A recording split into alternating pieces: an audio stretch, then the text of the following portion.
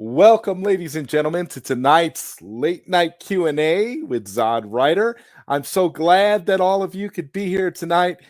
This is going to be a great show. I have a good friend of mine here on the panel with me. I want to welcome back the Viceroy of Verisimilitude himself, and oh my God, Robert Meyer Burnett. I am so glad you are here, man. Thank you so much for stopping Zod, by it's tonight. been too long. I've always loved streaming with you, and we always have good conversations. And before I start, should I say restore the Snyderverse just to say it, just to start that way?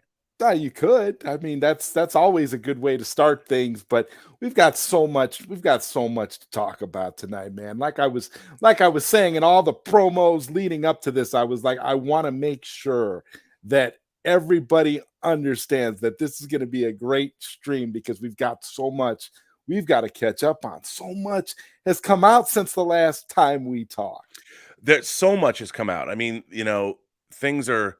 Tango Shalom came out. Tango Shalom came. As a matter of fact, on physical media. It won an award last weekend. I mean, the last place in the world I thought Tango Shalom would win an award was at Film Threats Award This Film Festival. But yeah, I mean, I've been talking to you since we were making it, back in the day, like years ago. Years ago, yeah. I mean, I remember talking to you the first time and being like, and just being the world's biggest free enterprise fan and just wanting to know more and more about the sequel and just listening to you tell your story about the sequel and the ideas you had for that. And for me, I've been so inspired, Did I send you the script for the sequel? I think you did. Yeah, I think I did. You may have sent me the script. I know you sent me a script for a Star Trek project you were working on, which was a pretty good script as well, which is way better than a lot of this. Well, than all of the Star Trek we're getting now. But we'll talk about Star Trek because the two of us are very, very. I kind of feel like you and I are brothers in Star Trek because we both share the frustration, and we also share the euphoria that we got from the release of Star Trek: The Motion Picture. Yeah, and 4K, finally, I got to see that on the Paramount lot. At their beautiful and their giant screening room with thunderous sound, and it was, it's not perfect, but it's great that we got what we got, and I can't believe it exists. So, and it's been in theaters for the last week.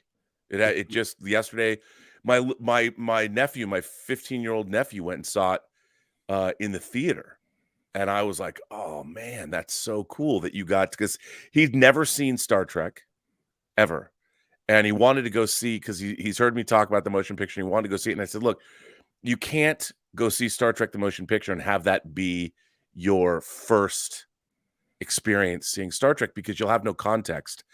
And the whole point of Star Trek: The Motion Picture was, and people forget about this, but Star Trek was groundbreaking in setting up continuity, internal continuity in terms of establishing a history. And in the original series, you had, so as many people know, Star Trek had two pilots. The original Star Trek had two pilots. You had The Cage with Jeffrey Hunter as Captain Pike, and brilliant. And that pilot was rejected by the studio. And, famously was called too cerebral, although I don't know if that's absolutely true. But then they made the second pilot with William Shatner as Kirk, but in a genius move. So they had this beautifully produced first pilot, which was The Cage with Captain Pike. They made a 2-part episode in the first season of the original series, The Menagerie, parts 1 and part 2. And they utilized that original pilot within the body of the show. But what was so great about that was the uniforms were a little bit different. Spock was younger, and the Enterprise sets looked different. And the Enterprise herself looked different. And they say, okay, this is from 11 years ago. So in the first season of Star Trek, they actually had internal continuity, and they showed Spock was on the Enterprise 11 years before he served with Kirk on the Enterprise under Pike. So there was this continuity, there was history. And suddenly the Star Trek universe became this living, breathing thing. which I thought was brilliant when I was a kid. And the Menagerie would come on. I'm like, wow, there's a history to this universe. And then, of course, you had the 3 seasons of Star Trek, and they went off the air. Then the animated series, the 22 episodes, the animated series. But by the time you got to Star Trek: The Motion Picture, they say it's 5 years in continuity or whatever. But Star Trek: The Motion Picture took us further. So after the series went off the air, there was 10 years between the end of the series and when we had live action Star Trek again with the motion picture. But they redesigned the Enterprise. They refitted the Enterprise. Kirk, Spock, and McCoy were doing different things. They were not in Starfleet at the time. I mean, Kirk was head of Starfleet operations, but he was behind a desk. So between the original series and the Menagerie and Star Trek: The Motion Picture, you basically had like 20 years of history that was canonical in-universe history, which really had never happened before in a science fiction TV show. So as a kid watching Star Trek, I'm like, wow, you could like fill in the blanks, and they made technical manuals, and then they made novels, and they started taking these 20 years into consideration and filling them in. And as a young fan, part of the appeal of that universe was this universe was expansive, and it was big, and it had a lot more going on than just what we saw on TV. And this was something that was sort of new to me as a young fan, and it really fueled my fandom. And then as I got older and started reading comic books, and comic books had a continuity, and you would read like The Lord of the Rings, and even though Lord of the Rings told one story, Tolkien always referred back to things that happened 1,000 years ago, and the Astari and the different people of Middle-earth, and the First Age and the Second Age, and Lord of the Rings took place in the Third Age. So lore and backstory became a thing for me, and it became part of my fandom. And then the first comic book series that I was slavishly devoted to was Justice League of America. And I started reading, this was the first run of Justice League, and I want to say I started reading it in like the 90s, the 90s, not the 90s, the years, I mean, the issues. So it was pretty early on in Justice League's run. It was in the 70s when I was a kid. And every year the Justice League would have the crossover with Earth 2, with the Justice Society of America. And there was like a 20-year discrepancy because the Golden Age heroes and the modern heroes, you had the Flash of Two Worlds, you had the Jay Garrick Flash and the Barry Allen Flash. And I love that too. So part of my fandom as it developed was a love of this kind of continuity and lore and canon. Like when did Barry Allen and Jay Garrick meet? Flash of Two Worlds with the cosmic treadmill and all that. I loved all that stuff. And so for Star Trek, there was this in-canon continuity that went all the way from 1966 to the end of Star Trek Enterprise in 2005. And that was like the Roddenberry-Berman era. And there was Gene Roddenberry, the creator of Star Trek, his DNA threaded all the way through Star Trek from 1966 to 2005. That's a huge run. That had never happened in television before. And then after that, when Enterprise ended, Star Trek laid fallow. And then in 2006-07, Bad Robot took over the franchise.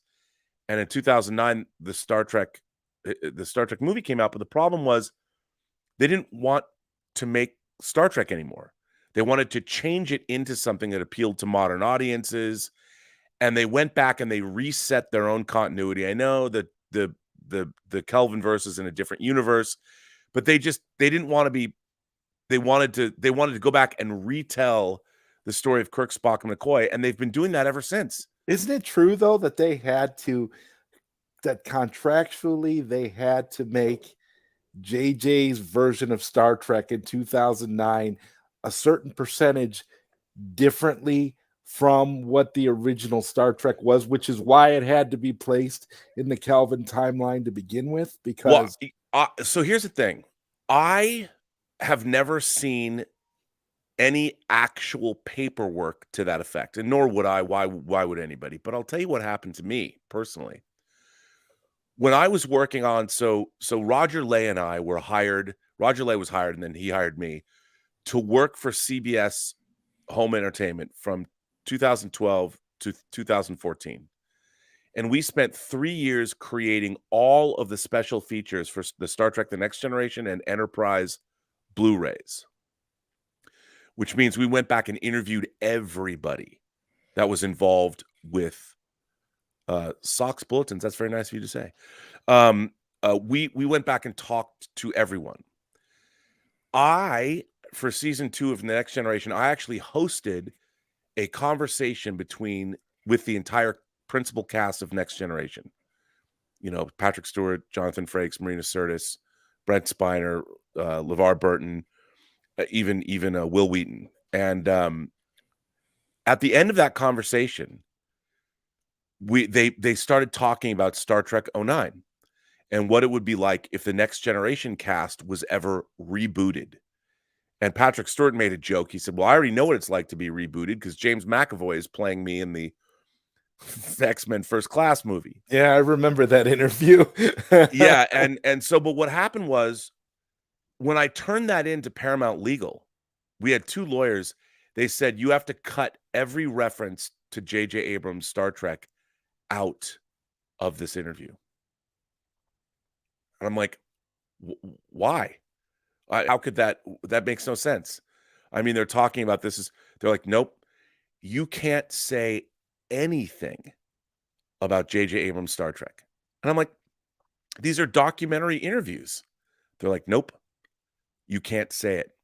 Nothing. No mention of it. You can't address it. As far as you're concerned, as far as these documentaries are concerned, they don't exist. And I'm like, so I can't speak to the 25% difference, but I can speak to the fact that we could not talk at all about J.J. Abrams' Star Trek. So there is something there. Whether it has to be 25% difference or whatever, our lawyers, the lawyers that we had 2 people that were working for basically us exclusively, because at the time we were the only people producing, even though it was only documentary stuff, we were the only people producing new Star Trek content for 3 years. And it was weird. And it really pissed me off. I'm like, that doesn't make any sense at all. Like, I can't have these actors talk about what it would be like to be rebooted. And they're like, nope. So what does that mean? I don't know. But you know, it makes sense to me because when Bad Robot took over, they wanted to control all of Star Trek merchandising. They wanted to stop all classic Star Trek merchandise from being sold. All of it. And only sell stuff from Star Trek 09. And thankfully CBS said, no way.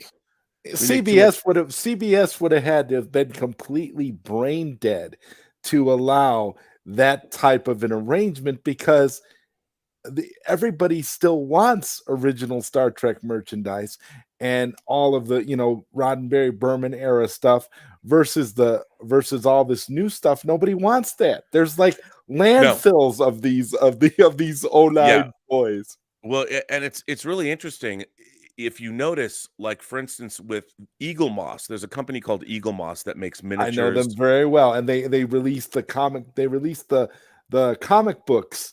Yes, in graphic novel form. It's wonderful. Yeah, I need to get those. Those are, and I like that. But they released the spaceships, the Star Trek spaceships. They recently had a sale, 75% off all of the Discovery spaceships, the starships. Wait. Discovery, the series that's currently airing that no self-respecting Star Trek fan actually watches. Right. Discovery. Right.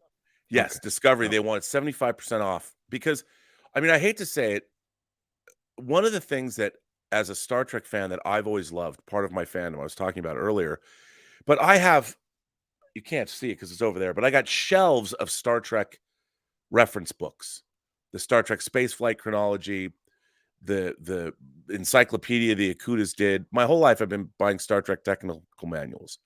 And some of them have been rendered moot because of canon and all that. But part of what was fun about being a Star Trek fan was you could follow the lineage of like starships and uniforms. And you could follow this continuity. Well, modern Star Trek has completely dispensed with all of that. How many different uniforms have there been since Discovery has started. And it makes, like, on the bridge on Strange New Worlds, you have the people that are sitting at con and ops that are wearing red. Well, the thing about Star Trek was the different colors delineated where you work. There was gold was command, Yes. red was support services like engineering, security, that kind of thing, and blue was sciences. Well, seeing two people, and I understand because it looks cooler to have Pike flanked by two people in red as opposed to two people in gold. I get that, but to me, I look at that and I'm like, you know, that you guys are wrong. Like, this is, and I half the time when I watch modern Star Trek, I feel that the people making modern Star Trek, they just want to do what they want to do, and they don't want to have any of this. They don't care about any of this continuity. There's no continuity. Continuity is a dirty word when it comes to modern Star Trek. It's about, to me, it feels like it's about the best and quickest, easiest route to a story that we can put out, and we want to make it as visually appealing as possible so that people don't veer away don't pay attention to too much important things in Star Trek, like actual character development, right, storyline. None of that matters. It's all about, let's make it look flashy. Let's spend all the money on the visual effects and just hope for the best. And we're going to have people that are going to defend it because it has the Star Trek name on it, regardless of how good or how poorly it is written. Because I believe that the writing has always been the most important aspect of a 100%. Star Trek story. I mean, Robert, back in the day, there was a Star Trek game for the home computer where it was a text game, where it was on a disc, and you would put it in the drive and you couldn't see anything. There was no pictures, there were no visuals, there was nothing, but you knew that it was Star Trek because Captain Kirk would talk to you. You would enter the commands, and you were actually engaging in an adventure. This kind of adventure, and the only reason I bring up this Star Trek text adventure is to make the point, okay, that with that, we didn't need visuals, we didn't need special effects. No. We just needed good writing, we needed a good story, and we needed to be able to feel like we were being captivated in a way, which we're not now. It's not, and I feel like everything now is all tied in Star Trek to representation this, representation that. And I've always felt that Star Trek has done a good enough job representing humanity as a whole and trying to make the diversity more natural, more organic, and to show us that the future really is without all of these things that we deal with, unfortunately, in today's society. But at the same time, it was never about just making it flashy, making the writing crappy, and making the cast as diverse as possible. I don't understand it. They've lost me completely, Robert. It's crazy. Well, I'll tell you what I find so interesting is that our civilization, I thought, especially here in America, we were on a pretty good path as far as representation goes. I mean, yes, we have an we were on an evolution. I'll give you an example. One of my oldest friends in the world, I've known him since I was 2 years old. He's gay, and he was able to marry his longtime partner. They've been together for like 30 years. Now, that was when California first allowed same-sex marriage. And then they repealed it for a while, and he didn't know whether his marriage was going to stand, and then they finally put it back. He would say to me, he goes, I never in my lifetime would have ever believed that there would be same-sex marriage, that I would be allowed to legally be able to marry my partner. He goes, he told me, I can't believe that world exists. And it's amazing. When I was growing up, I was terrified to come out. I didn't know how to explain it to people, and I was afraid. And he said to me, he goes, we live in this world where this kind of representation was amazing. and it happened naturally. You know, sure, there were people fought in Stonewall and LGBTQ people have been fighting forever, but it naturally occurred. You know, it was a natural evolution of our social structure. And he couldn't believe it. So we were on a good path. The United States was on, and I think the world was on a good path in terms of accepting humanity. And even there's representation, I mean, on television shows like Will and Grace. You know, Eric McCormack was in Free Enterprise. Then he was on Will and Grace, where he played a gay protagonist of his show. And even he told me when he first got the pilot, he's like, I can't believe, you know, now there's a mainstream show. I mean, now he is not gay. And I'm willing to bet you if they tried to make Will and Grace now and he was cast in the show, somebody would pitch a fit that they were going to cast a straight actor to play somebody who was gay. And but before, it's like actors are not, since when do actors have to be the people that they're playing? Now we live in a world where everything is sort of bizarrely skewed, and everybody wants to see themselves, like whoever you are, whatever it is you want, whatever you are, everybody wants to see themselves represented on screen. Like when I was growing up, I didn't want to see myself on screen. I wanted to see people I aspired to be. Like I want Captain Kirk, Spock, McCoy, all of those characters were people, they were smarter than I was ever going to be, more adventurous. They were better than me.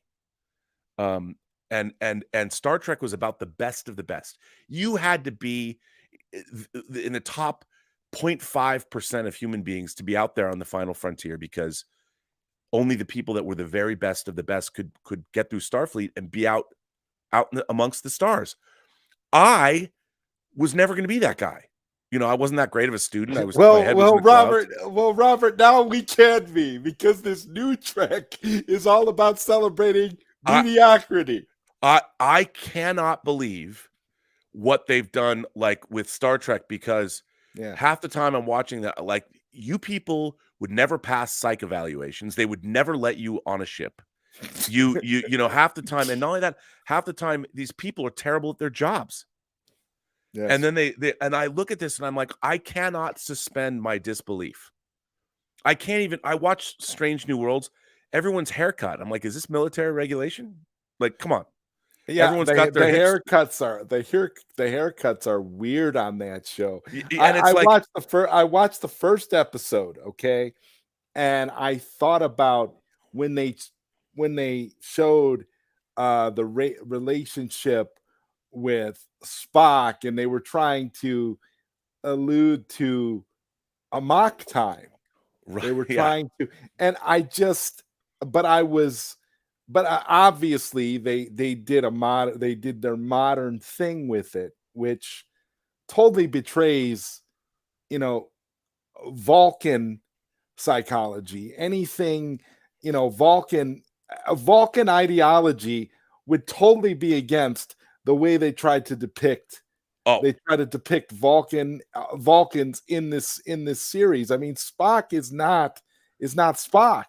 And I don't understand why he can't be. The actor that they have playing Spock, Ethan Peck, I think is his name, yes, is an actor. If you give him Spock-like material, he will be able to portray Spock.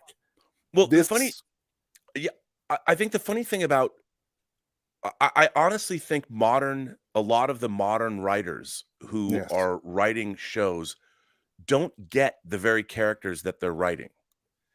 And the thing that people forget about Vulcans is Vulcans don't not have emotion. They have emotion.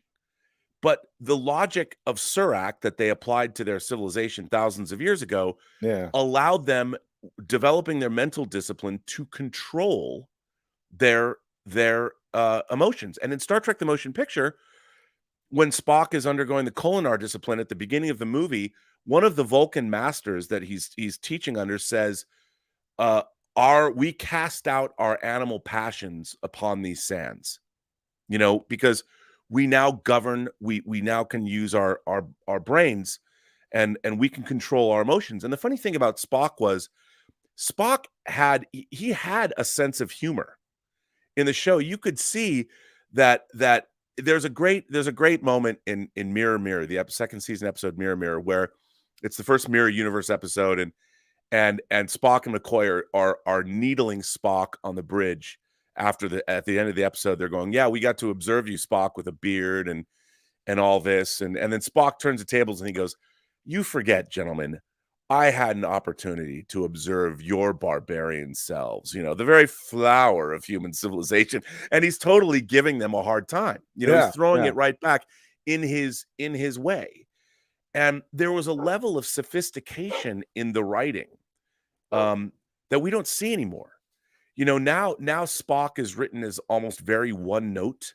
And the thing about Nimoy was his performance. He was playing it, and the people that were writing original Star Trek, sorry about the dogs barking, they were novelists and playwrights, and a lot of them had fought in World War II. So they had come from military disciplines. And my dogs are probably chasing a squirrel or something. The door's open. And so there was an authenticity that Starfleet was a quasi-military organization. They had military discipline. Gilbert, come here. Come here, Gilbert. Stop barking. And I when I watch modern Star Trek, there's no military discipline at all. People just are talking as if it looks like to me like a workplace comedy or a workplace show. I don't believe that any of them have had any military training or any scientific training. And they seem to me like people that I would know or hang out with, that I went to college with or something. And you see a character like Tilly on Discovery. Tilly's like the every person. Yes. And I'm like, there's no way, no offense to the actress, but I'm like, I don't believe that you would be on a starship at all. And the problem that I have is nowadays, all the audience members, there's a lot of people that love Star Trek now, and I don't begrudge those people, but it's because they see themselves reflected in the characters. And I find that problematic across our society, because the fact of the matter is Star Trek used to ask more of its audience. It expected us to bring some intellect and critical acumen to the stories, that we're supposed to meet them halfway. And it assumed that we were smart people. Well, it's like you could be a captain of a starship, but even you would understand as captain of a starship that you're not the smartest person on the ship. You have to surround yourself with the best and the brightest in order for that ship to be able to function the way you're going to need it to when you get out there on the final frontier. And when you look at modern Star Trek, all of their personalities are so modern day. They're all so, none of them come off like you're surrounding yourself with the best and the brightest. It's like you said, it's like you're just surrounding yourself with a bunch of your college friends and flying around space. It's ridiculous. I don't believe. And here's another thing that they always talk about having a visual reboot or something. Right. I don't believe that the people that are working on modern Star Trek, the producers, have any understanding of what an actual spacefaring vessel. And people say I'm a nitpicker, but look at how big the sets are. Like, you go to Captain Pike's quarters, it's huge. And there's all of this empty space in these sets. And I understand that because they want to get the cameras in. And if you had a spaceship, they wouldn't have empty sets or empty space like that, because a space on a starship is at a premium. Right. And so all of this empty space, and then when you see the turbo lifts on Discovery, how they're like on these tracks, and there's all of this empty space outside of these. I'm like, where is this on these ships? And the funny thing is, when you look at something like Star Trek: The Motion Picture, the internal configuration of that ship was very well thought through. Yeah. And the thing is, turbo shafts are totally enclosed because it's like a electromagnetic levitation thing, and there's no space. They're totally enclosed, and it when I see the way that they conceive these ships, I'm like, I don't believe your set design. I don't believe it. And like you look at the quarters, like Kirk's quarters in the original series, it was small and cramped, like it would be on a ship. But it was Because that's all what that Kirk. It was all that Kirk needed, though. of Too. course. It's almost like you. It's almost like this is the modern Star Trek is a lesson in excess because they've got so much of it that they don't have anything to do with it. They got, like you said, all this open space and all this. It's like it's all going to waste essentially for nothing. Right. And you wouldn't, if you have a spacecraft, all empty space is at a premium. Yes. And you saw this in JJ Trek when they went and shot the engineering section in the brewery, the Anheuser-Busch brewery here in LA, because they want, and I'm looking at this and you have guys rappelling from the ceiling down to these giant, wherever it was supposed to be. And it's such a weird thing because a lot of people go, Rob, you're just nitpicking. You just like start. And I'm like, no, you don't understand. For me, one of the things that I need to suspend my disbelief is you have to make me believe in the world that you've set up. Make me believe in that world. Modern Star Trek, they make no effort to make you believe in the world they've set up. They're just like, well, this looks cool. Let's make it look cool. I'm like, okay, but I don't believe it. Your bridge is too big. There's too many lights on it. Like it looks like you're in a theme park. Like the sets for you go into the bridge set of Strange New Worlds, it looks like you're watching the Vegas show version of it. Like tonight at the Riviera, join us for our Star Trek review. And to be fair, they actually have done dance numbers like show tune numbers on modern Star Trek now, so that's not far off. I mean, we've actually got the the live from Vegas kind of vibe before. And Sox Bulletins makes a nice point here.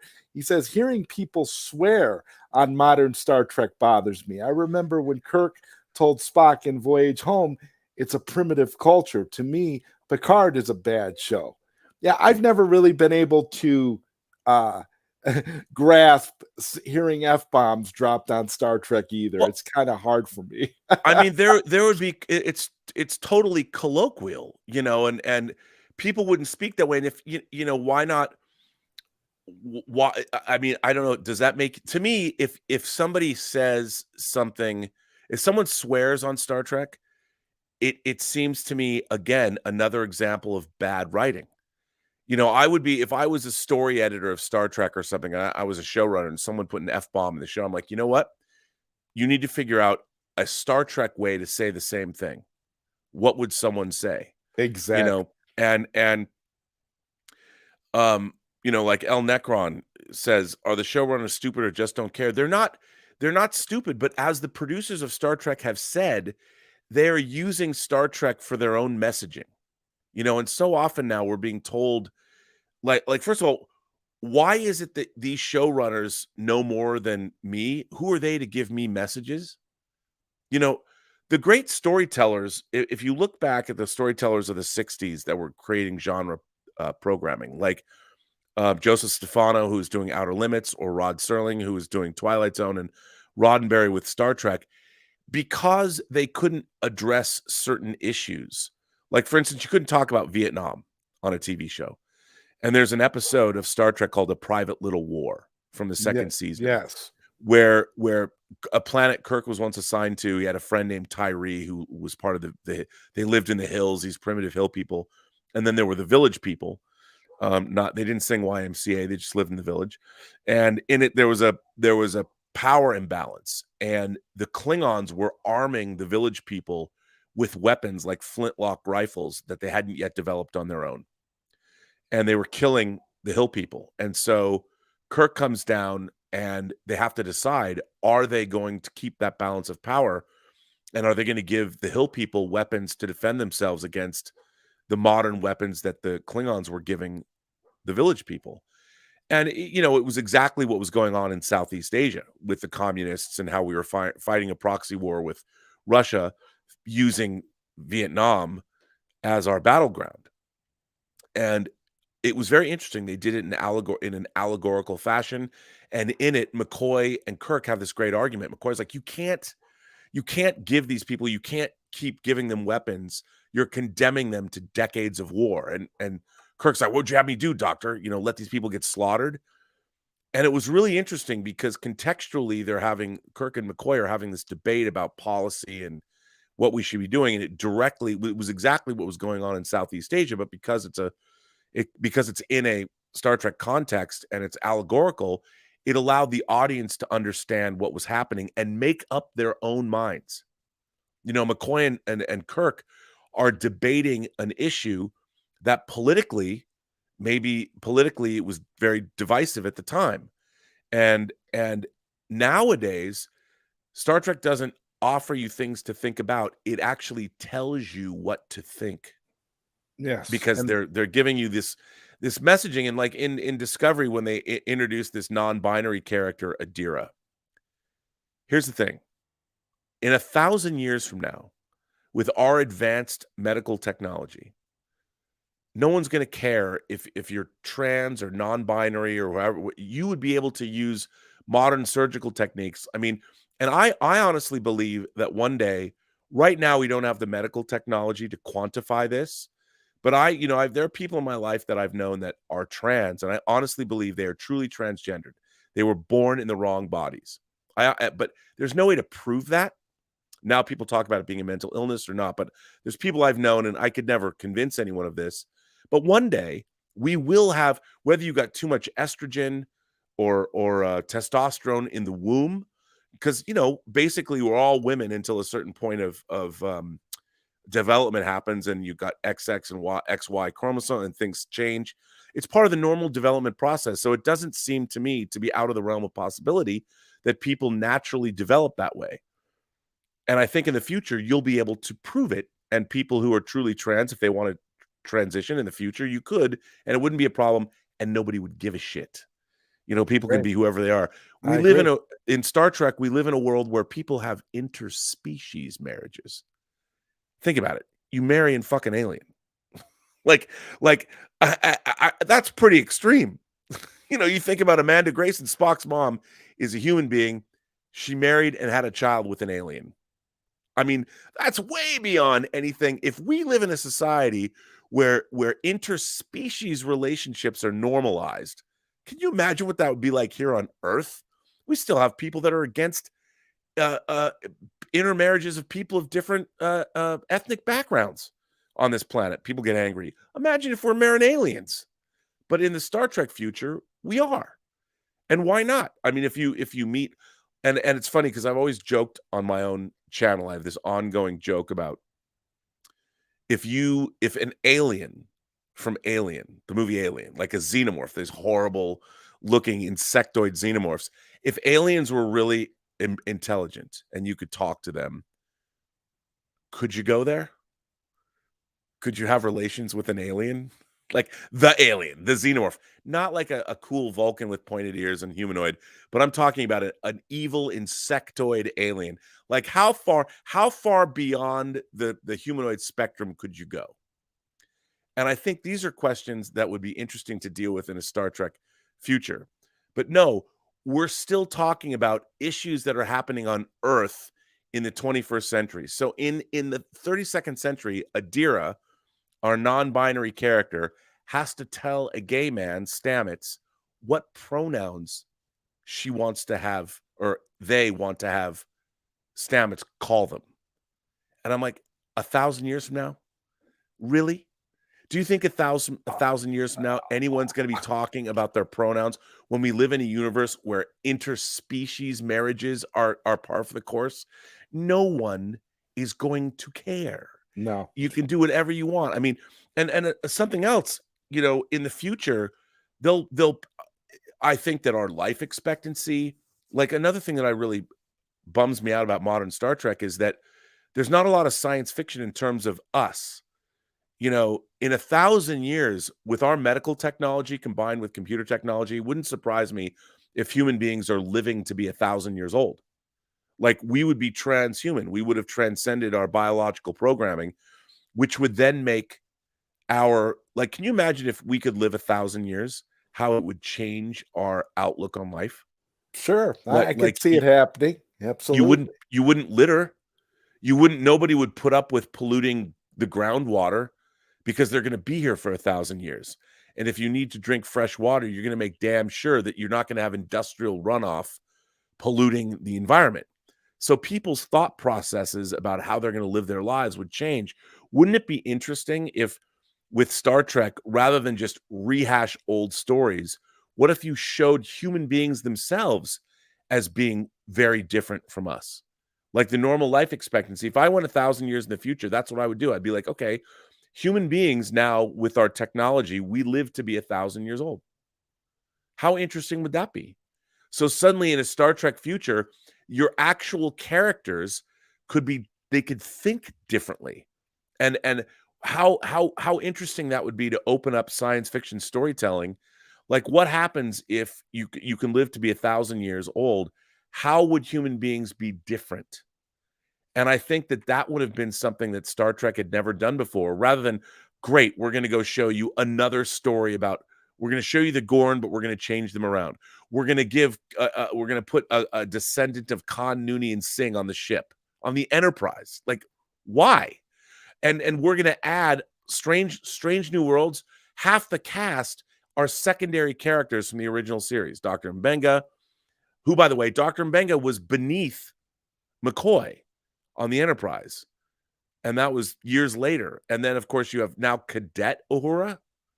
And while I like the actress playing her, it's like, why not introduce new characters? Why go back and retcon legacy characters? Like, why do that?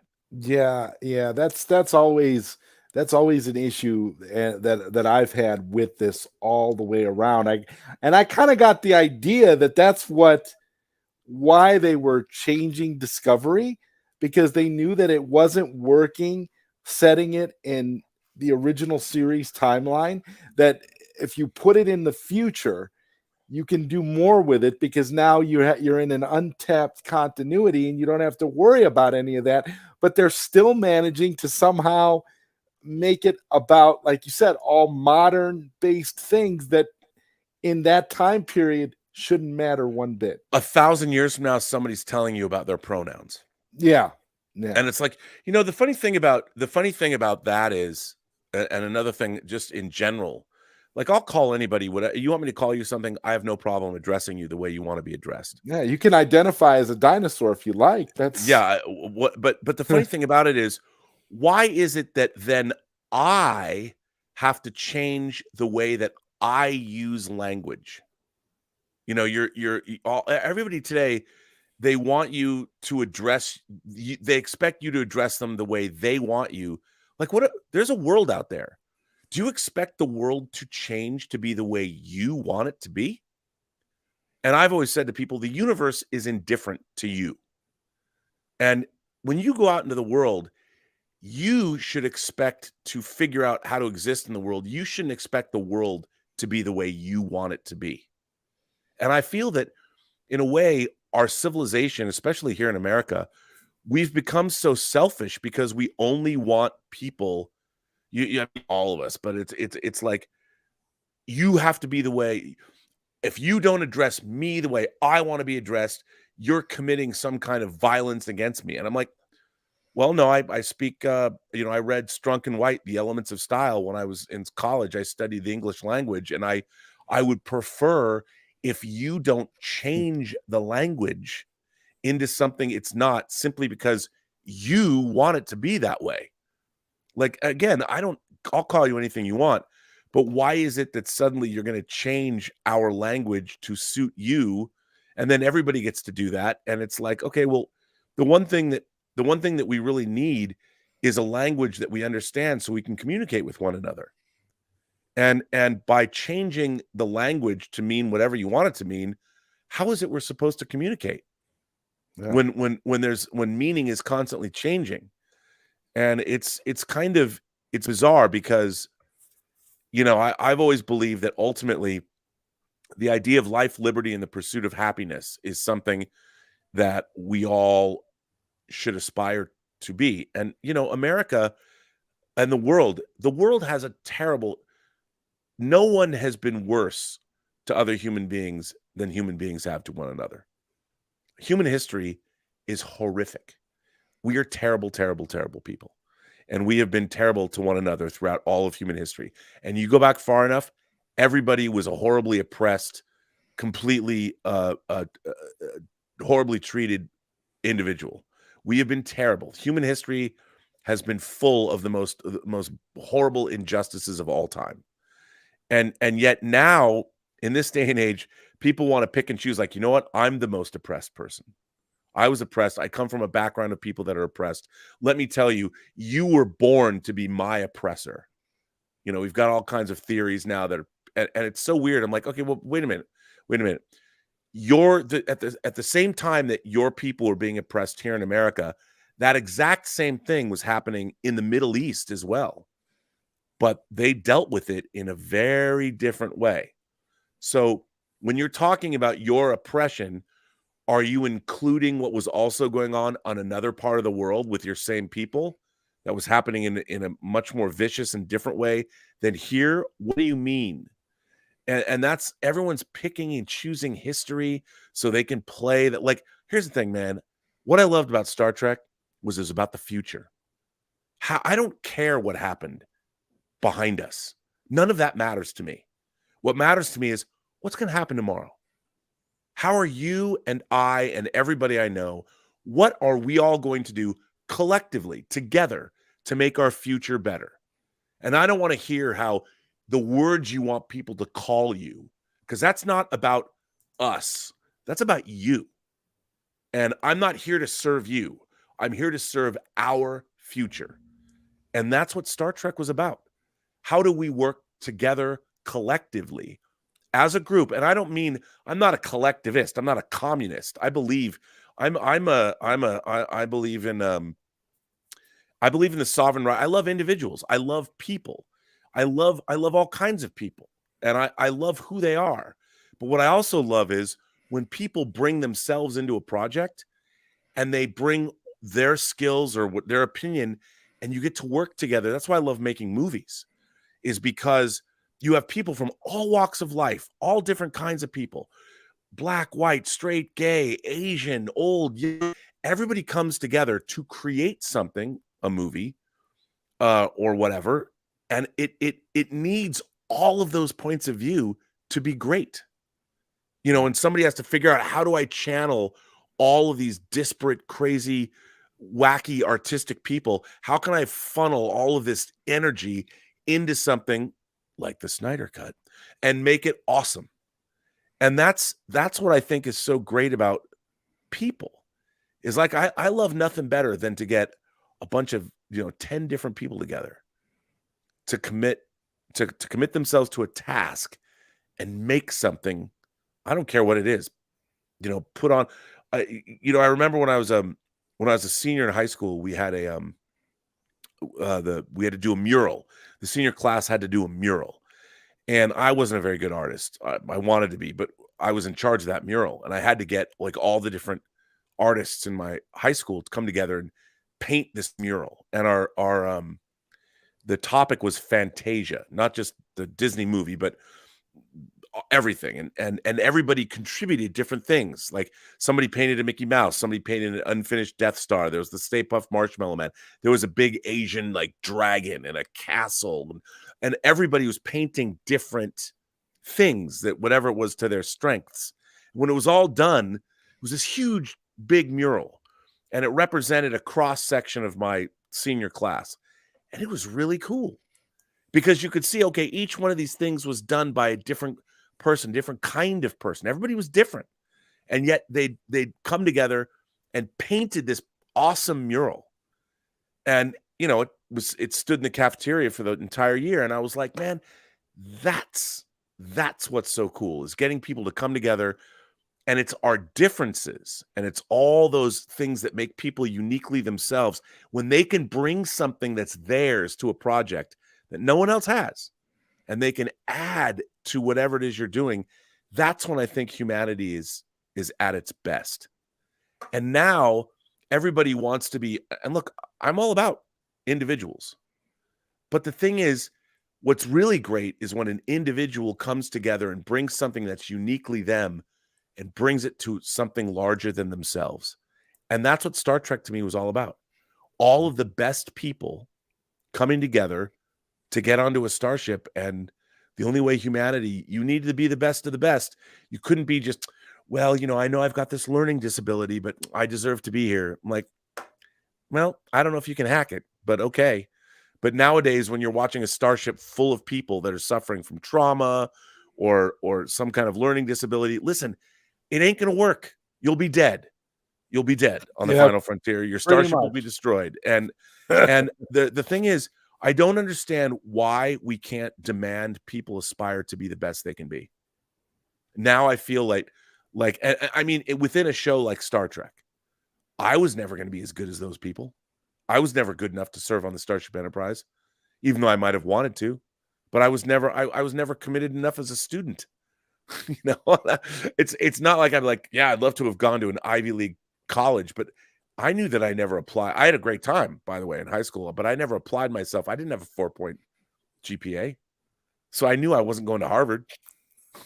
And I didn't expect to have special dispensation. I'm like, hey, if I wanted to go to Harvard, you know what I would have done? Worked harder. But I wouldn't have had as much fun. That's true. That you are the sum of your experiences. We've learned that that experiences are more important than anything now, especially as we age and we see it's about the experiences more than anything else. And yeah, to get on a starship, you know your limits, but hey, we could get on the Discovery. We could totally be there. Because why not? I mean, half the time I'm watching the show going, these people are not going to survive. No, and it's their own damn fault. Well, it would be cool if the final episode, the ship blows up because of their complete ineptitude, and they all just like it. Well, it's so funny because what I don't like is. Like, I like Sonequa Martin Green. She's a beautiful woman. I think she's a great actress. But I don't give her enough to do, though. Her character is it's a horribly written character, and and it's so strange. I'm like, again, I don't believe her. I don't believe the character as she's written. Like, she's insubordinate. Whenever she wants to, she runs off and does whatever. I'm the only person that can fix this, and she runs off and leaves like by herself. And it's so weird to watch. I'm like, I don't believe, and I've had people say to me, they've looked at me and they're, I mean, I've been accused of being a racist because I've said because you don't like new Star Trek? Because I don't like the character of Michael Burnham. I'm like, yeah, but I love the character of Benjamin Sisko. And then like, oh, well, now you're just a sexist. Right, like, right. There's a way to. That's what it is. They're always moving the goalposts. And I'm like, the first woman I ever had a crush on was Nichelle Nichols. I thought Lieutenant Uhura was like the most beautiful creature I'd ever seen in my life, and this was before I'd ever heard any racial slurs. I mean, my parents liked everybody. My parents never said a bad word about anybody in our house growing up, and the first time I was like 8 when I first encountered racism, and I heard the N-word for the first time uttered aloud by somebody, and it was really disturbing to me. And I was like, wait, what? And I didn't get it. And I remember going home and asking my dad about this, and I said, I don't understand what I don't get it, because I'd never heard anyone say that word before aloud. And my dad took me aside and he tried to explain. He said to me that there are people in the world that will hate other people simply because of the way they look, and I said to my dad, it was so funny. I go, but there are people from Earth. Like, if you're from Japan, I remember saying this because I love Japanese science fiction and stuff. I go, but Dad, like, if you're in Japan, there's Japanese people there. Like, we're not there. There's Japanese people there. So when people go to Japan, what do they expect to see? And my dad's like, well, that's a good point. And I go, well, so if you go around the world and like, if I go to Africa, because of the climate, because of, if there are black people there, are you just going to hate everybody that lives in Africa? Like, that's where they live. That's where people live. And then I just went on and I go, I'm like, so India too, if you're going to go, are you going to just hate people that are from India? Because like that's where they're from. They can't, like, here in America, you can't hate Indian people for being from India because people in India look like that. I so didn't understand it. Yeah. And my dad said to me, he goes, well, you're thinking like a science fiction fan because you see the Earth as a planet, a whole planet, and you see all of these different people from different places, and you like that. And I said to him, because I equated everything to Star Trek, I go, well, yeah, but like on the Enterprise, they have people from all over the place. Like it can't run without people from all over the world. You need people from everywhere. Like, you know, Sulu navigating the ship. Maybe he's the best navigator in the world because he's from Japan. I mean, that's why he's there. And my dad's like, well, you get it. And I didn't know what I was getting, but I've done a lot of traveling in my adult life. And the same thing is true. I found that, you know, going around the world and meeting new people, it's the best thing ever. And you know what you find out? There's great people all over the world. And it's such a weird idea that you dislike somebody because they look different than you or have different ancestry. I would look at it as the exact opposite. You know, wouldn't it be cool to meet people that are different than you? Like I've always said to people, and then I got yelled at once. I was saying to somebody, I said, you know what everybody needs to do? We need to get all these people from around the world, different ethnicities. We get all their moms together and their moms cook us their favorite dishes. And we just get to sit down and sample everyone's mom's people food. bond through food. Yeah. And you know what somebody said to me? They're like, oh, great. So you just want women in the kitchen cooking. And I'm like, okay, that wasn't the point I was trying to make. But if that's the way you want to look at it, no, I was trying to say that everyone's mom has a favorite dish, you know, and then somebody I'm sure would go, well, what about people who don't have mothers? I'm like, all right. This is a metaphor to show people. But see, that's the problem with today, though, because because all the things that you are mentioning is today's mentality of the mentality of today's society, which is the problem. The pendulum is eventually going to swing back. It can't stay like this because it's just too much. Well, all critical thinking has evaporated at this point. And all common sense.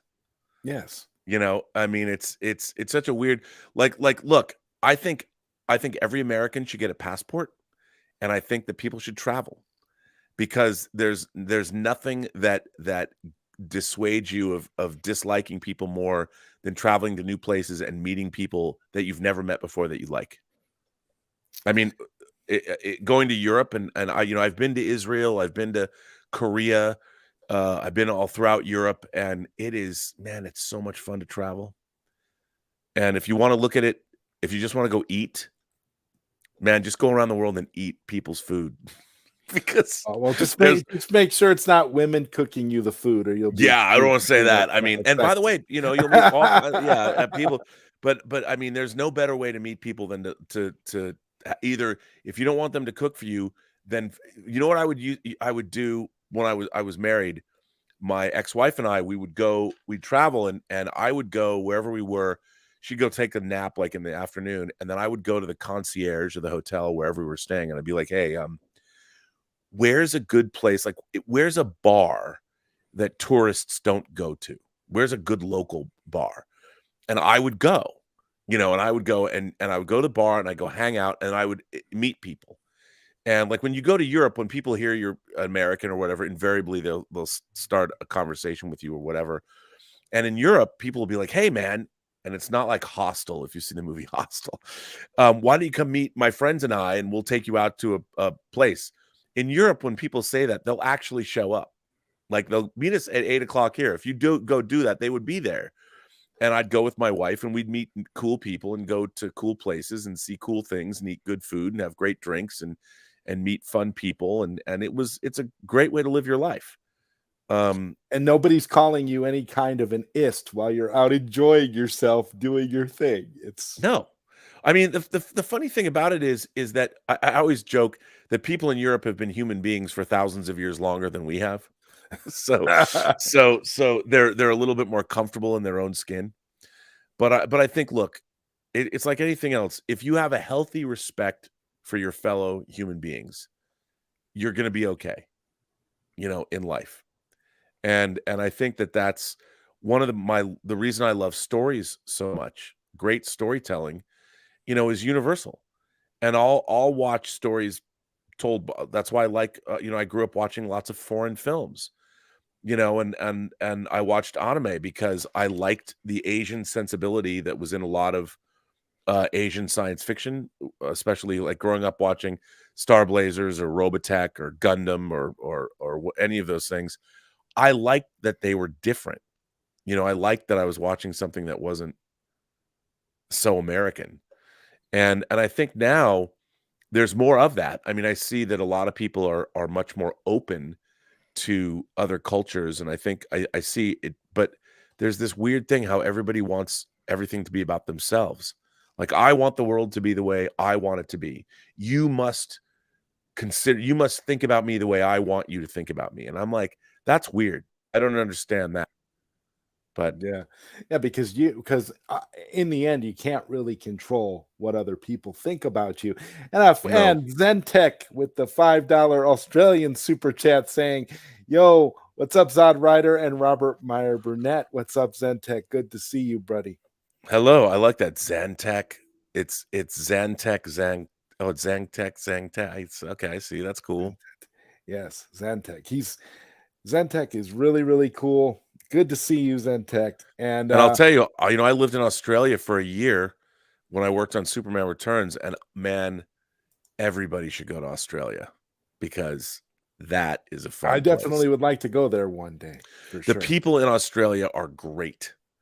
I loved being. It's funny, if you ever go to Australia, I'd never heard of this band, but there's a singer named, Americans would know him. His name's Jimmy Barnes, and he sang on one of the tracks on the Lost Boys. And he sang with INXS, the Australian band INXS. Well, he was in a band. He's the front man for a band called Cold Chisel, and that's an Australian band I'd never heard of. They're like a bar rock band, and it was very funny. The first time I was in a bar with this guy Peter, I was in Bondi Beach, and we were in this bar, and he goes, you just got to Australia. Let me give you a proper introduction to Australia. And he goes in and he puts on this song by this band Cold Chisel, and it was like everybody in the bar stopped. This might not be true because this was like 17 years ago. This was in 2005. But everyone in the bar stopped and they all started singing the song. Like, everybody in the bar started singing the song. No one was self-conscious. No one gave a shit. The big smile on their face. And there was Peter out there leading the charge. And I'd never heard of Cold Chisel. I didn't know this song. And I'd never heard the band. I knew who Jimmy Barnes was because of this INXS song. But that was my experience of Australia. Everywhere you go. And Zentech says, yes, Cold Chisel is awesome. Aussie pub rock. Yep. And it was I'd never seen anything like it. Because now in America, people would be too self-conscious to do that. But not in Australia. People in Australia they were so much fun. I love the people of Australia. And Fourth 1000 wants to know, is that a Basic Instinct action figure in the background? Sweet. I noticed that, and I noticed your Centipede arcade in the back. Yes. Okay. Yes. I'm big in the home arcade community. So I spotted that instantly. I'm like, that's the Centipede. Yes. So yes, that is actually that is, I want to say, Blitzway. So that is a quarter scale Blitzway statue of Catherine Trammell from Basic Instinct.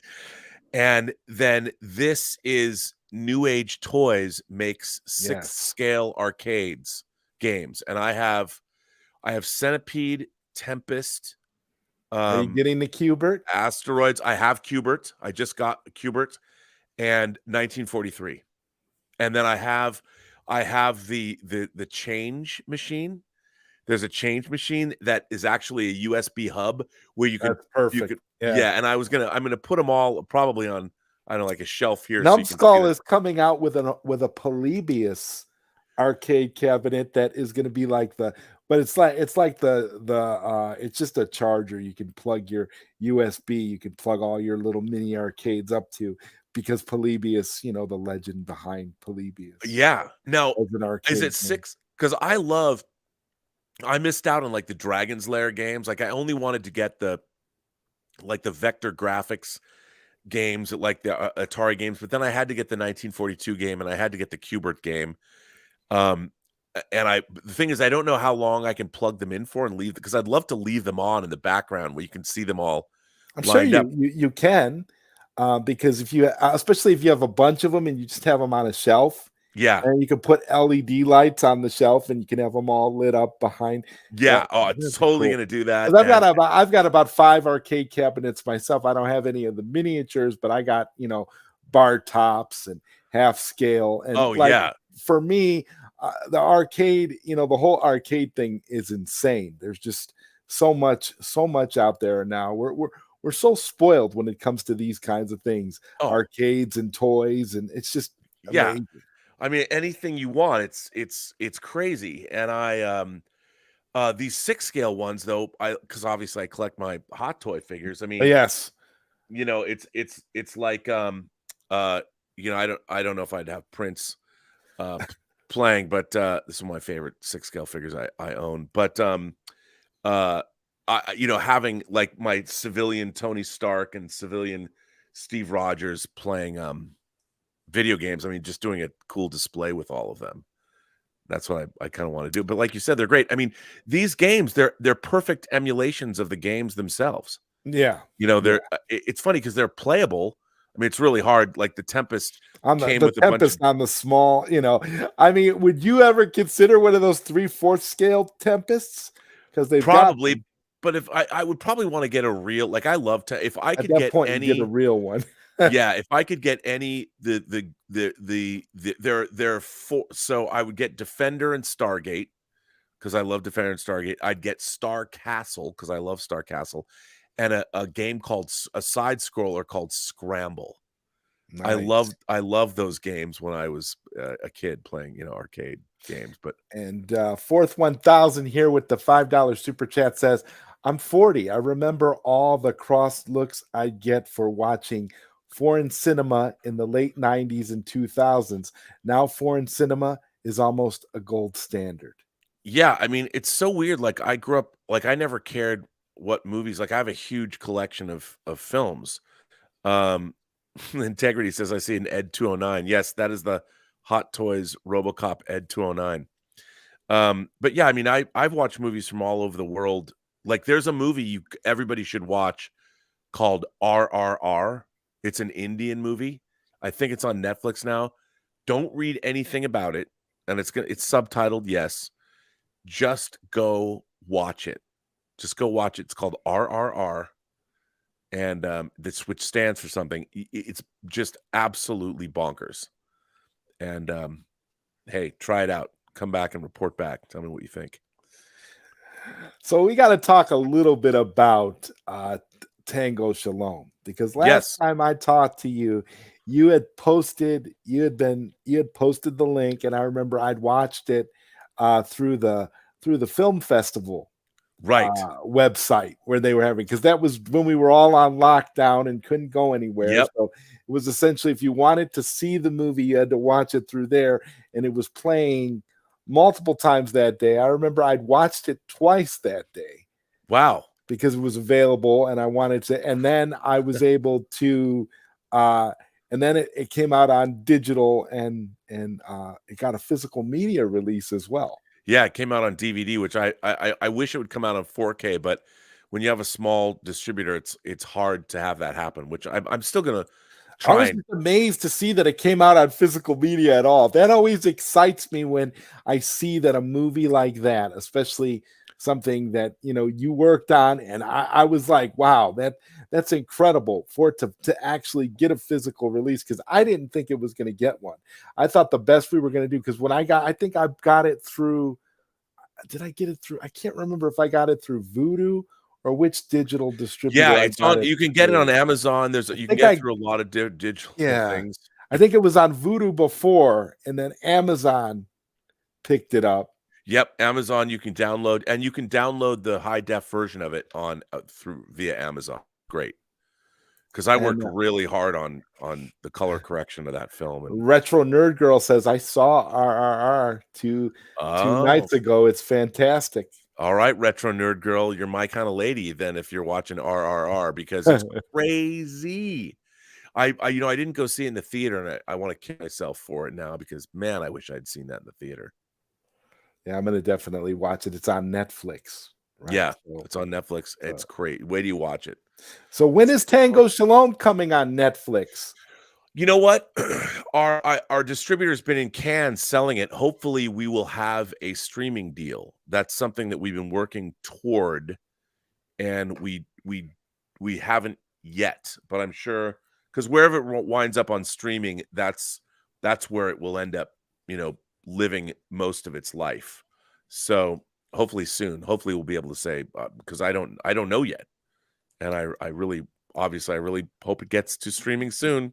Well, Rob did direct a movie. He directed a movie called Free Enterprise, which is one of my favorite films that came out a long time ago. But the movie we're talking about right now, Fourth 1000, is a movie that Rob edited. Yeah, I produced it and edited it. Produced and edited. Yeah, it came out in September of last year, and it's a low budget. I call it an indie spiritual quest family. Buzz Larman could have directed it. It was giving me Buzz vibes, kind of, because there was all kinds of like really over the top stuff. It kind of reminded me of Strictly Ballroom. Yes, well, that was the first of his Red Curtain trilogy movies, and that was definitely an influence on the film, and certainly the way Baz Luhrmann edits his movies. I mean, that was definitely an influence. But I like to call it an indie spiritual quest family dance comedy fable. And it's not for it's all the people that I talk about science fiction, fantasy, and horror with. The movie's about a Hasidic rabbi, a married Hasidic rabbi who believes God has spoken to him and God has told him that he must learn to dance the tango. He doesn't know why, but he has to heed the word of God. But the problem is, because he's a Hasidic rabbi, he can't touch another woman. And his wife doesn't know how to dance the tango. And he meets a hot, young tango instructor who wants him to dance in a contest with her, but he can't touch her. And he doesn't want to betray his community or his religious beliefs or his family.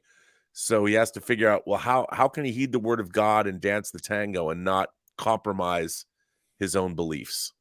And it sort of goes from there. Well, it blew me away when you voiced God in the movie, because that hit me right away. I'm like, that's Rob.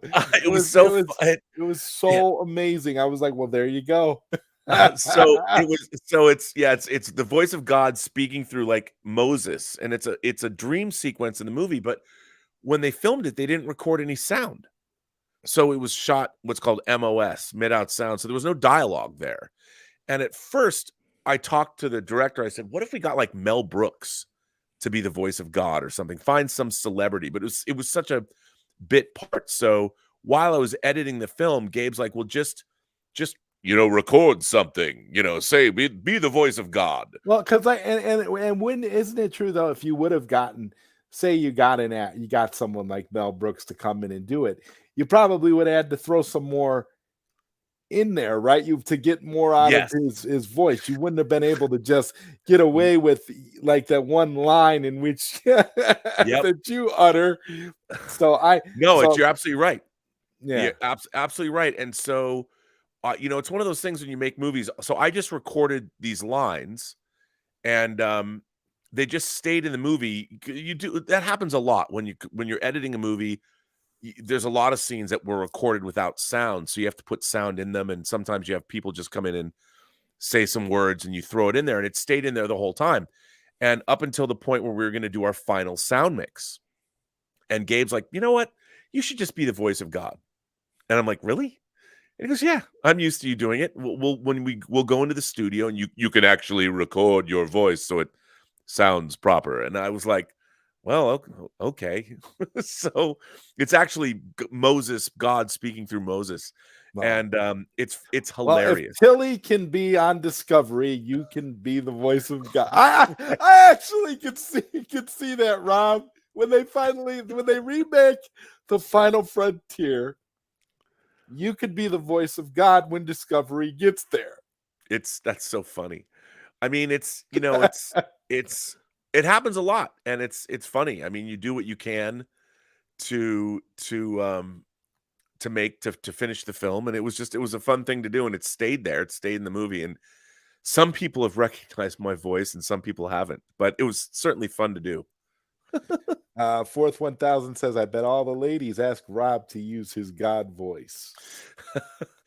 Come here to me. And Necron wants to ask Rob about his porn movie.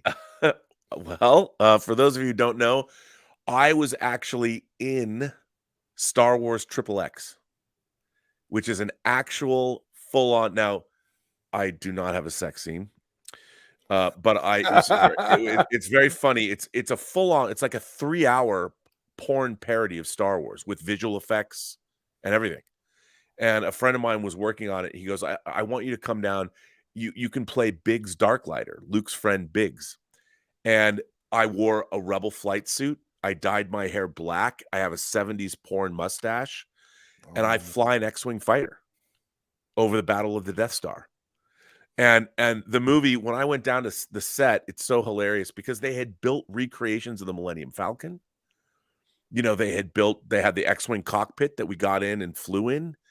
And I was in the Rebel briefing. I even talked to the guys who have lines with Han Solo and Luke. It's so funny. And like, you know, I don't tell anyone. I don't talk to people much about it, but I've got I'm in a full-on Rebel flight suit. And I thought it was so much fun to make. And it was interesting because now porn is sort of ubiquitous, whether it's RedTube or Pornhub, or there's so much porn in the world.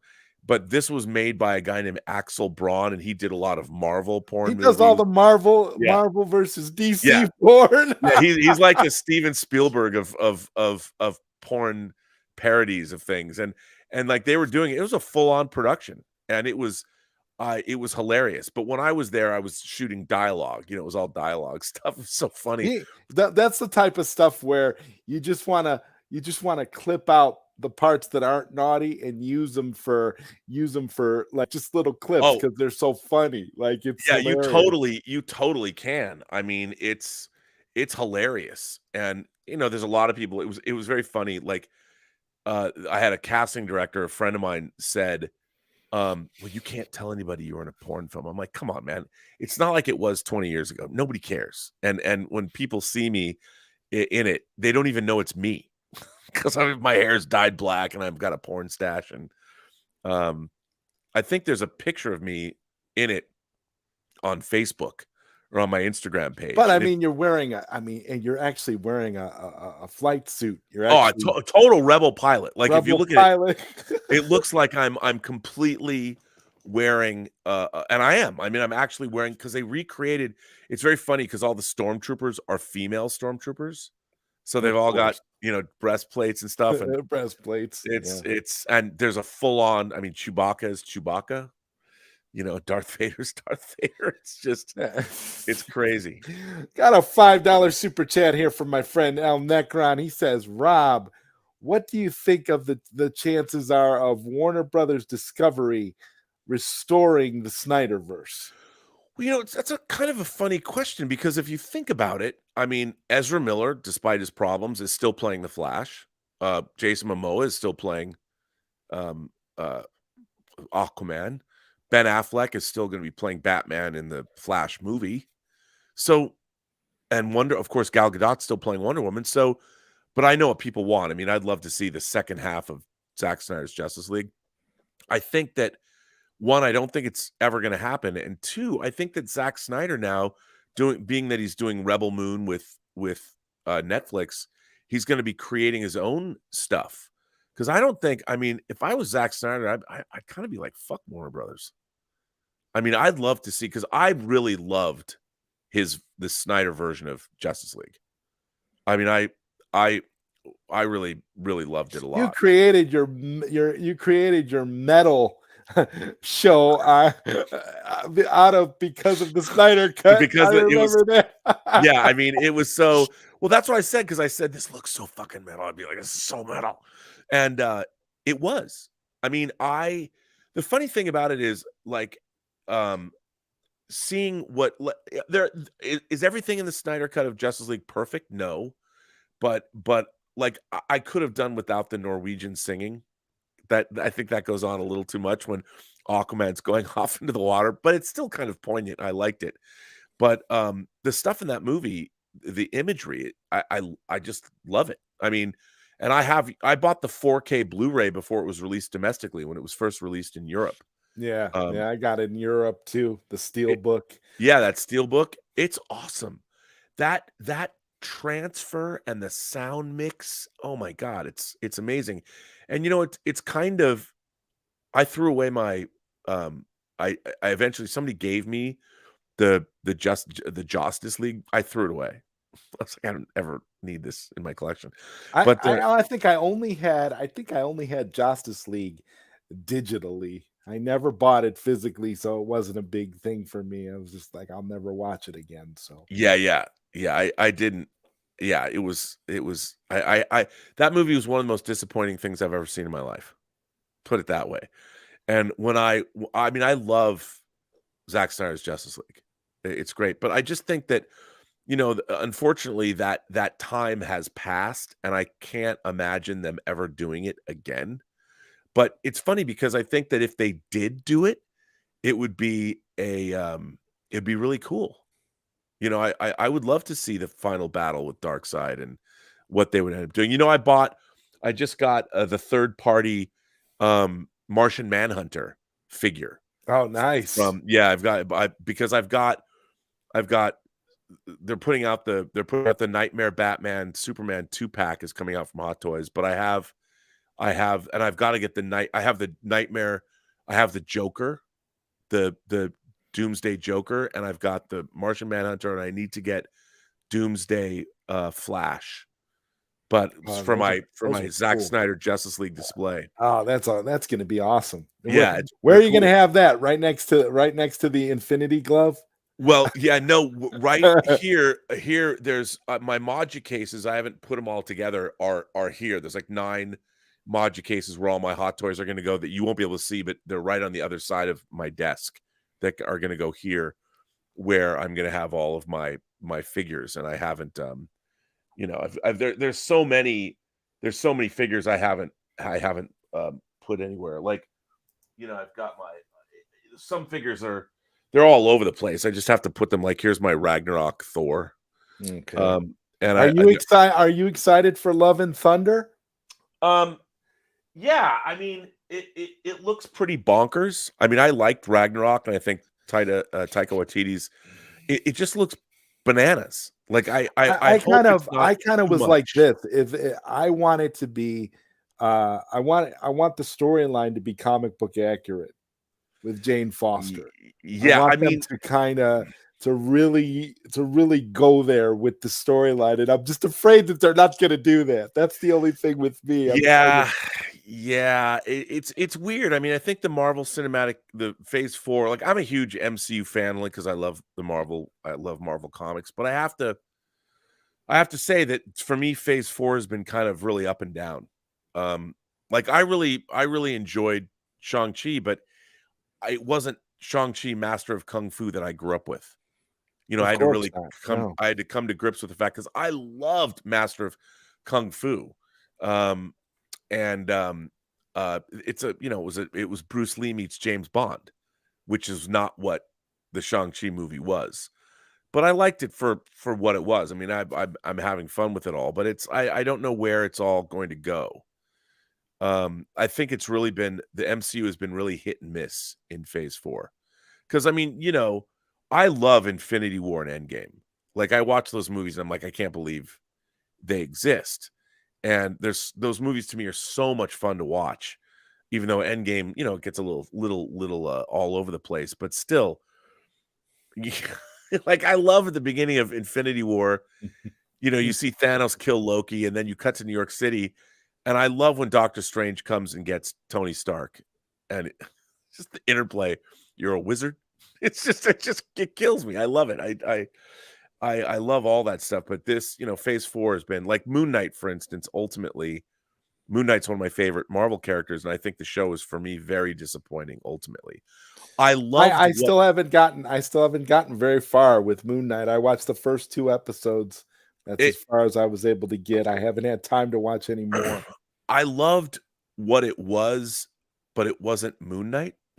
If that makes any sense. Well, I can kind of understand that, because there were a lot of people who were big MCU fans who were telling me how disappointed they were with Moon Knight, and I was like, yeah, but you guys kept touting Moon Knight as being bigger than Batman. It was going to be great. I was thinking it was going to be like the comics, and people are like, well, no, it actually gets worse. It actually goes downhill from where you are, Zod. So yeah, it gets really goofy. I mean, I thought Oscar Isaac was great, but the story they chose to tell, I thought, went in a way different direction. And I can understand why they did that, but it's strange to me, because I don't really think it served the character as well as it could have. But yeah, it was weird. I'm so with Moon Knight being so disappointing, I guess because we talked about Star Trek, we talked about Moon Knight, we talked a little bit about Zack Snyder's Justice League. I guess now we got to talk a little bit about Star Wars, since yesterday was the premiere of Obi-Wan Kenobi, and I've been really interested in getting your take, because a lot of people are talking about Obi-Wan Kenobi. Some people hated it, some people loved it, some people are in the middle. So where are you, Rob? What's up with Obi-Wan? I thought I talked about this on the Campy show today. I thought it was very much a mixed bag. Okay. And you know, what's really interesting to me, did you see the trailer for Andor, the Cassian Andor show? I did, yeah. I thought that, I'm like, that's the show that I want to watch. That to me looked like, oh, okay, we have a serious, you know, people have to rise up, and it's all about the beginnings of the rebellion. I want to watch that.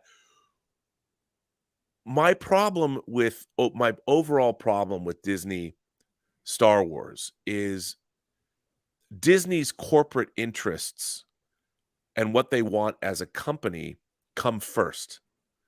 And so they buy this great brand in Star Wars, but they have to make whatever they're making serve Disney's corporate interests. And serving corporate interests never is good for storytelling, because stories have to be true to themselves. And you can't decide, okay, well, we have to make a story that appeals to everybody, you know, that we can use across many different demographics and across all of our theme parks or whatever. That's not how Star Wars was originally, you know, made. And you can never, it's funny to me, if you think about it, Disney, all of their shows are from the era of the original trilogy. The Mandalorian, Book of Boba Fett, Andor, Obi-Wan Kenobi is between the prequels and the original trilogy. And yet in their theme parks, they've embraced the sequel trilogy. And nobody cares. I mean, for people that like the sequel trilogy, you know, God bless you, but nobody cares, because at the end of the day, there's no resonance in the ending. The Rise of Skywalker didn't take our characters anywhere interesting, and you resurrect Palpatine, and everyone's like, come on. Where did he come from? Doesn't matter. They're not going to tell you. He's just there.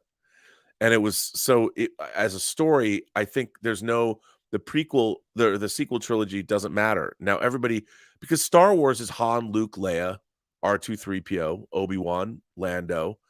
That's what Star Wars is. And what they should have done was they should have made the sequel trilogy about Luke, Han, Lando, Leia, R2-3PO. And then if you wanted to introduce new characters, you would interweave them into I mean, how do you make a movie? How do you make 3 Star Wars movies that have Luke, Han, and Leia in them, and Lando, and R2 and 3PO, and they're never all in the same scene together? Like, how do you do that? That I don't know. Seems like that would be a harder thing to do, and they actually managed to do that, which is They I look at that and I'm like that. What's really interesting is, like, let's say you're a kid that's born today, and you're 5 or 6 or 7 or 8, and you get to discover Star Wars for the first time, and you end up watching them in order. Episode 1, 2, 3. You get to episode 6, and you're like, you watch the Emperor is deposed, Vader and Luke saves Vader's soul, Vader's burned in the Viking ceremony, and then you watch episode 7, and you'd be like, wait, where are my characters, and where did this order come from? They just defeated the Emperor, and now what? You're telling me that my characters allowed the First Order to rise up and build a giant super weapon on a planet and destroy the Republic? And like, what? And where's Luke? And you get to the end of the movie and he's on that rock, Achito, and you're what? I mean, kids that aren't even born yet are going to discover Star Wars and watch all those movies, and they're going to feel completely betrayed. The betrayal is going to last for generations. It's going to last for it's going to be it'll last for generations. So, look, do I like seeing? I do like seeing Ewan McGregor come back as Ben Kenobi, and it was really interesting. Like, I like the idea that he's in this he's suffering. Well, he's been exiled, or he's self-imposed exile. I thought a lot of that was really good. I really enjoyed that. I liked his performance. I liked Owen Lars and the conflict that the two of them had. I thought that was really great. I thought the Inquisitors were a mixed bag. Like, I like them, but it seemed a little goofy. And our Moses, the character, the third sister Inquisitor that she's playing, I thought she was too one note. She's really really angry. I mean, she's not having fun. Star Wars villains have to.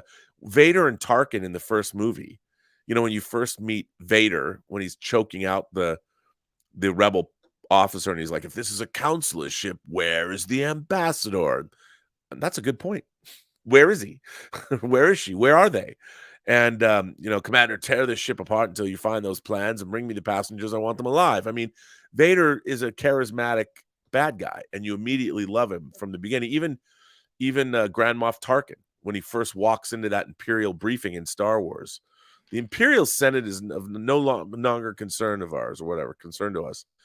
And all that stuff is fun. And I feel like, again, the level of writing, because when you meet young Princess Leia, it seemed like suddenly, like I was watching a Disney princess movie, and she's running around. They officially make her a Disney princess, or isn't there some, I mean, I think sort of thing to make her a Disney princess? Because I know, child actors are hit and miss all the time. You never know what you're going to get. So I kind of thought she did pretty good, considering I thought she was what really they gave her to work with. Yeah.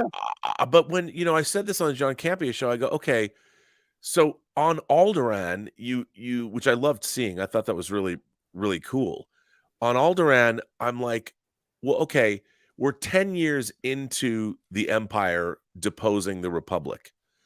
And in Star Wars, what I really loved about the original Star Wars is you always feel like you're seeing a glimpse of a much larger universe, because people are talking about, like when Obi-Wan mentions the Clone Wars.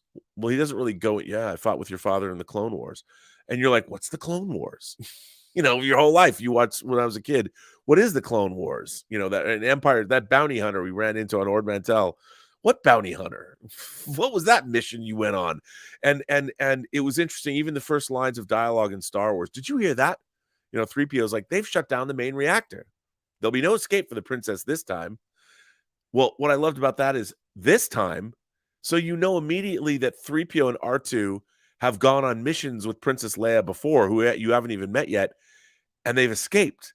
So Star Wars was constantly giving you all of this backstory, even though you're never going to find out what it is.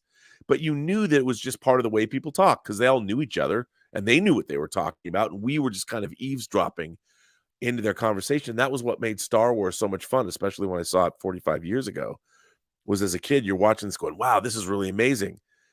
And so I wanted to know, okay, we're on Alderaan.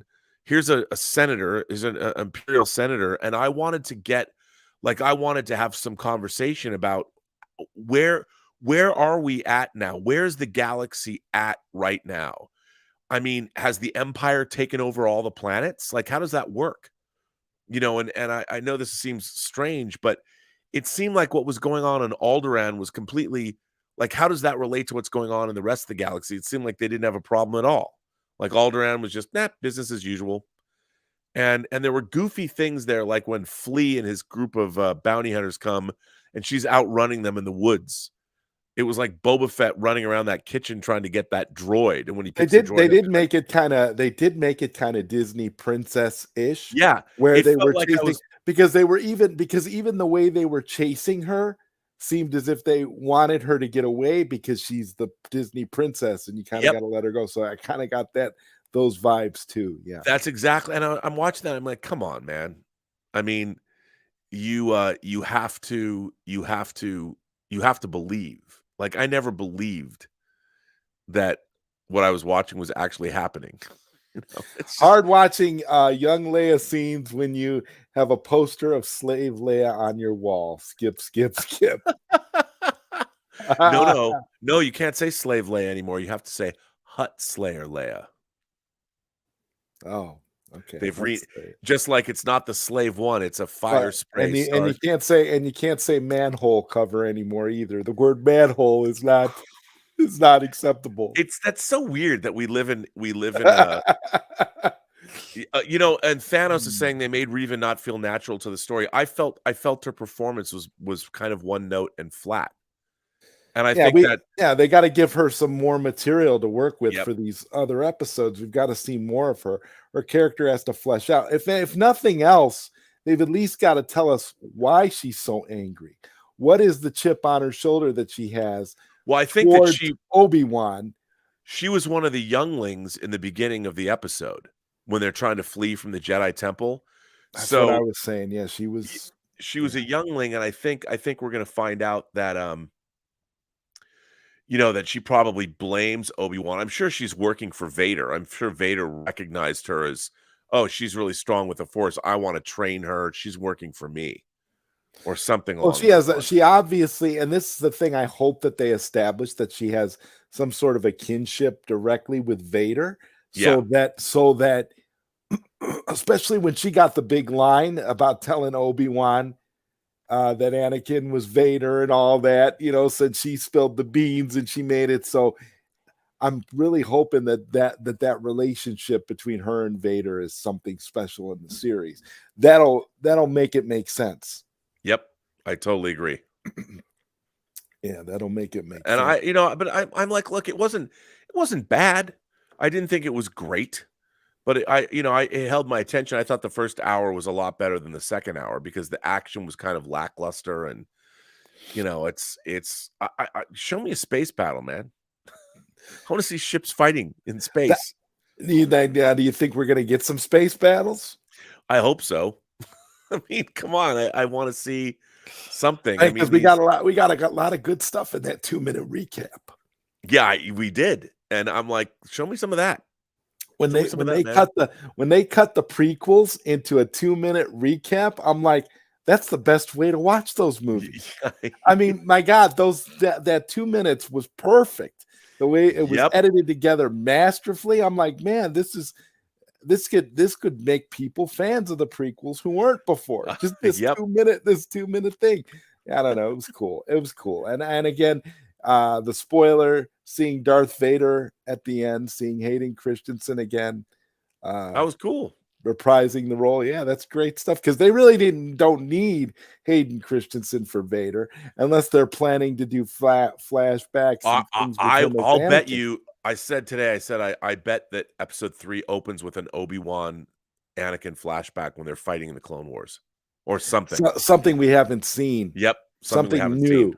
which would be awesome, which would actually be really great. Yep. Thanos says she has to be hand of Vader. I know who she is, like a Mira Jade Right. assassin type, maybe. Yeah, I totally agree with that. I think that's exactly what she's been doing. I think that for sure. And we're gonna get to, and that's why she knows Anakin is alive. Yeah, and because no one knew that before, you know, in the other canon, like Thrawn knew and Palpatine knew, but like not many other people did know. it's So it's common knowledge in these new shows apparently though.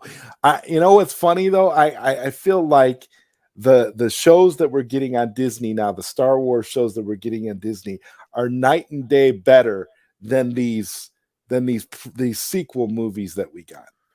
oh, I think so too. I mean, I really disliked the sequel movies because they don't really have a story. You know, it's like you're watching these, like the idea, like I really liked the idea of Finn in the beginning, a stormtrooper who has a crisis of conscience and doesn't want to be a stormtrooper anymore, and yet he has all this knowledge of imperial policy, and they never do anything with it. You know, they dispense with that after Force Awakens. They never really do much with him. And Poe Dameron, I love Oscar Isaac, but what did he want? What is his character arc? You know, none of these characters, and Rey kind of falls into it, you know, and she basically is following the same track that Luke followed, but kind of. And so I feel like the sequel films don't even really tell a story. And it's a little weird. And then Palpatine just shows up. The dead speak. Well, what? I hated that. Yeah, I hated it too. And I guess my final topic for tonight, Rob, because I don't want to keep you forever, but I gotta ask: Are we any closer to getting a free Enterprise sequel? You know, I gotta ask you every time I talk to you. Well, you know, Shatner's 91 now. Yeah, I know. You know, if I can get the executive producer of Free Enterprise, the man who paid for it, owns the movie. And, you know, I've tried to raise money so I could go to him and say, look, I just want to buy the negative from you or partner up with you and remaster it in 4K. And then maybe we could get it to a streaming service like a Netflix, and they might be interested in the sequel. But I just, you know, I think with Shatner's still very spry. I mean, he went up into space as a 90-year-old. I think we still could do Free Enterprise 2, but there's not much longer. You know, he's 91 now. I just don't know. I don't know if you guys will do the movie when he's 98. Man, I would love to do it because I really like the script. I like the script that we wrote, and I think the story is really crazy. And I'd love to do it. I mean, obviously, I love Bill, and I would love to make that movie. I really would, because I think it'd be great.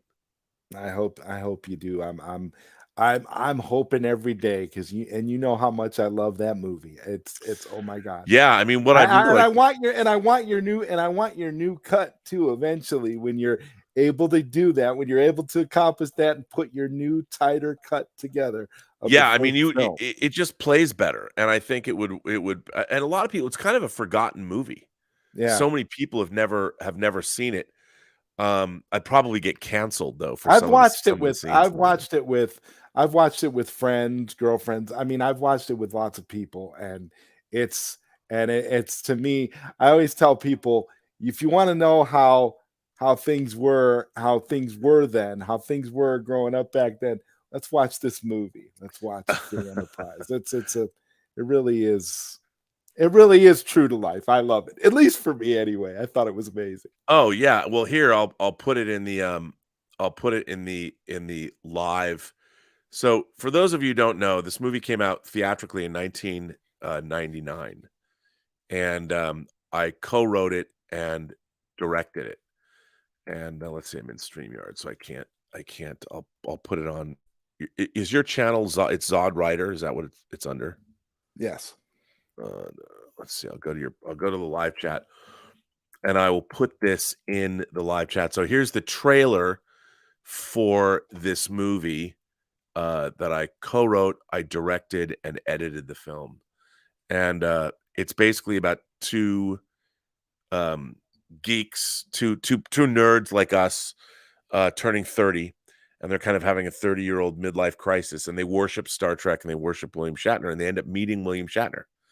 And he's not the Captain Kirk they want him to be. And it kind of goes from there. And it was very much inspired by early Kevin Smith movies and then the movie Swingers. And that's what we were inspired. And it was better than both of those. Oh, well, thank you. I just have to be, I just have to be honest. I mean, it definitely was. As the whole, I still think about the scene in the movie where they get kicked out of Wrath of Khan. And but anyway, I heard that there's also some movement. Speaking of Wrath of Khan, some movement on apparently on Nicholas Meyer's idea for that Khan. Yeah, I mean, I hope so. So for those of you, for those of you who don't know, Nicholas Meyer, who wrote and directed, well, he doesn't get credit for writing Wrath of Khan. Jack Sowards does, but he rewrote the whole script from scratch. He did write Wrath of Khan. He wrote a 3-part SETI Alpha 5 miniseries that deals with what happened to Khan after they were marooned on SETI Alpha 5. And it's really good. And it's really interesting. And there have been others, like people like Greg Cox, who's a Star Trek novelist, dealt with that same thing. To Rule in Hell was the name of his Star Trek novel. Yeah, I think they even made a comic book out of Rule in Hell. And the Tipton brothers wrote a comic book about Khan. This was better because there's some really interesting things that one thing in particular that never occurred to me that Nicholas Meyer did, and it made it really interesting. And I hope it was great. And I don't know why, like, if I was running Paramount Plus, I'd just be like, yeah, go make this. I mean, it's so good. And, it fills in, like the Obi-Wan series, it does fill in a period of time that we haven't really seen, we only heard about, but it's a legitimate, great science fiction story, great adventure story, great survival story in its own right. And it's really, really good. And I would love to see them make it. I can't wait. I hope it happens. And there's actually a point and click Star Trek adventure game coming out called Star Trek Resurgence. I don't know if you saw. I saw anything. A trailer for that. Oh my God, it looks fantastic. It looks fantastic. I totally want to see that. Story driven and again, yeah. It's something that they haven't done in a while. So yeah, it was giving me Vulcan Fury vibes. That game that we never got that we were supposed to get. We were supposed to get. You're absolutely right. I totally agree. So, last thing, what do you got coming up next? What movies are you working on? The last thing I've been working on, I edited a Netflix anime series called Dota Dragon's Blood. And hopefully we will, I mean, can I say this? I don't, let's just say hopefully we'll have to wait until like Netflix will green light a season 3. They have not announced it yet, but let's say there was a season 3. I can promise you, if you like the show, it's really good. I'm not saying there is a season 3, but if there was, it's really good. Maybe. So but other than that, that's the one thing that I may have coming up in the future. But I'm working right now to put together an interesting financing deal. And there's a couple of scripts that I want to make. What I want to do is kind of like what Blumhouse is doing, how they make movies. They had a formula to make genre films $5 million and under. Yeah. And if the movies were good enough, they would release them theatrically through Universal. That's how like M. Night Shyamalan made the Visit, and then was able to make like Split. And so hopefully I kind of am working on a financing deal to do something similar. And I'd love to make these genre scripts. I have a few genre scripts that I really want to make, horror and sci-fi stuff. And hopefully we can get to do them because they're really cool. If awesome. I do say so myself. Awesome. Well, I'm looking forward to all that. I can't wait. I can't wait to talk to you again. It's always fun. We can't wait to do this again, Rob. It's always fun to get together. Well, thanks for having me. All this stuff. Amazing. Yeah, this was great. I love coming and doing your show. It's so much fun. Thank you very much, Rob. Once again, thank you to everybody in the chat who came for tonight's late night Q&A with ZodWriter featuring Robert Meyer Burnett. If you haven't already subscribed, definitely subscribe to Robert Meyer Burnett. I will see you guys next time. Retro Nerd Girl says, great interview. Loved it. It's always a pleasure when we get the chance to talk. Well, thanks, Retro Nerd Girl. Thanks for hanging out with us. Have a great evening, everyone.